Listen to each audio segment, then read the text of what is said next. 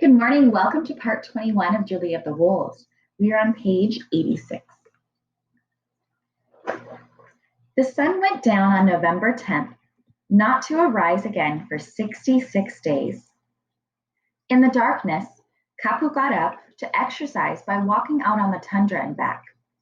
Tornat was not comfortable in the continuous night. He slept in Mayax's furs most of the time, waiting for the dawn. When it did not come, hunger awoke him. He ran from his roost to Mayax, pecked on her boot, and fluttered his wings for food. Then the darkness would say to him, "Sleep," and he would run back to his roost, pull up his foot into his breast feathers, and close his eyes. For her part, Mayax found the clear nights quite manageable. She could hunt caribou chips by star and moonlight, cook outside, and even sew. When the sky was overcast, however, the tundra was black, and she would stay inside, light her candle, and talk to Kapu and Torna. At these times, she began to shape the antler weapon into a more elaborate design. As she worked, she saw 5 puppies in it. Carefully, she carved out their ears and toes until they were running in single file. Kapu in the lead. She grew tired, took out Amarok's totem, and thought about his life and brave spirit. "The pink room is red with your blood," she said. "I cannot go there. But where can I go? Not back to Barrow and Daniel, not back to Nunavak and Martha, and you cannot take care of me anymore." Snowstorms came and went. The wind blew constantly. One starry night, Mayax heard a whimper and opened the tent flap to see Silver at the door. She had a large hair in her mouth, and although Mayax was glad for food, she was distressed to realize that her pack was not eating well. Disorganized without Amarok, they were forced to hunt rabbits and small game. These would not sustain them. Mayax reached out, petted Silver on the shoulder, and felt her bony back. Without a leader, the pack would not live through the winter. Silver nudged her hand.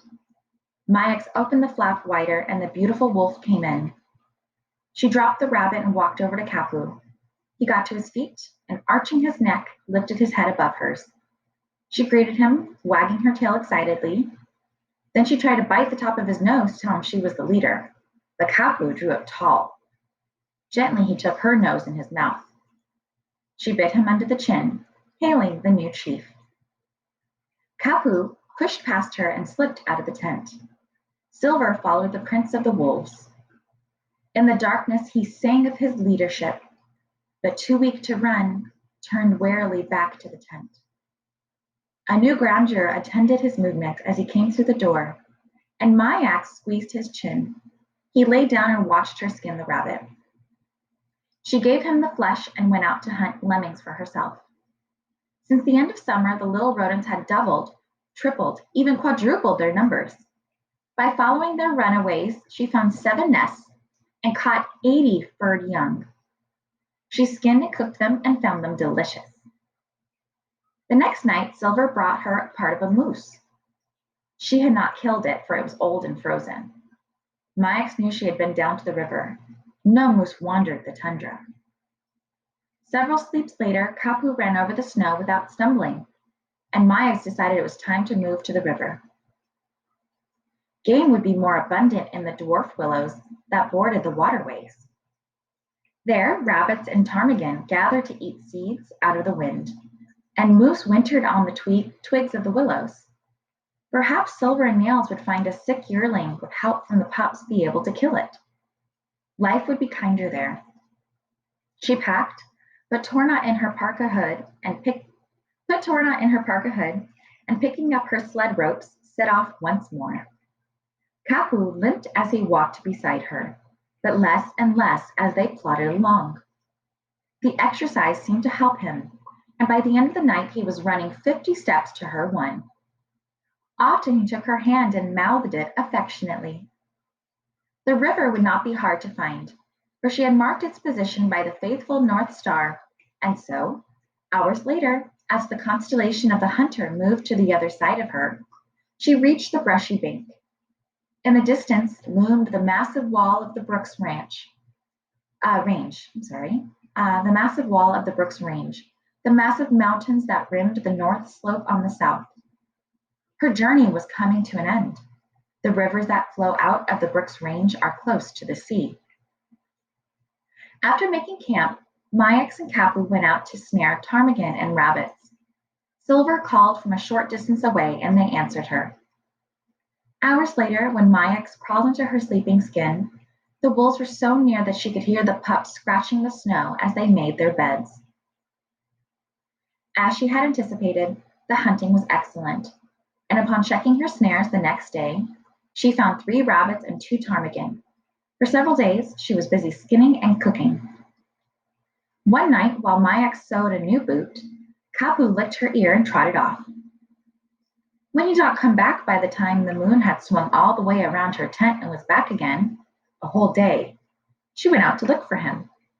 The snow glowed blue and green, and the constellations glittered, and not only in the sky, but on the ice in the river and on the snow and the bushes and the trees. There was, however, no sign of Kapu. She was about to go to bed when the horizon quivered and she saw her pack running the bank. Kapu was in the lead. She crawled into her tent and awakened Torna. Kapu's leading the hunt. All's well, she said, and now we must leave them. At dawn, she hastily took down her tent, hoisted her pack to her back, and stepped onto the frozen river where walking was easier. Many miles along her way, she came upon wolverine tracks and followed them up to a den. There, as she suspected, lay several rabbits and ptarmigan. She loaded them on her sled and returned to the river, listening to Tornat peep soft plover songs in the warmth of her parka hood. She kissed his beak gently. They were helping each other. She kept him warm and fed him, and he radiated heat in her hood. But more important, his whisperings kept her from being totally and hopelessly lonely without Kapu and her wolf pack. With every mile she traveled now, the oil drums became more and more numerous, and the tracks of the wolverine more and more scarce. Like the wolf, the wolverine is an animal of the wilderness, and when Mayak saw no more tracks, she knew she was approaching man. One night she counted 50 drums on a spit in the river, and there she made camp.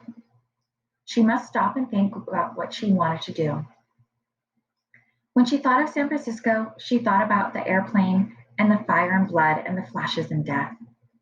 When she took out her needle and sewed, she thought about peace in Amarok. She knew what she had to do. Live like an Eskimo. Hunt and carve and be with Torna.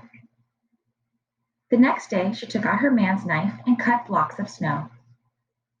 These she stacked and shaped into a house that was generously large. If she was going to live as the Eskimos once lived, she needed a home, not just a camp. When her ice house was completed and her skins were spread over the floor, she sat down and took out the totem of Amarok. Her fingers had rubbed him to a soft glow in her pocket, and he looked rich and regal. Placing him over her door, she blew him a kiss, and as she did so, happiness welled up in her.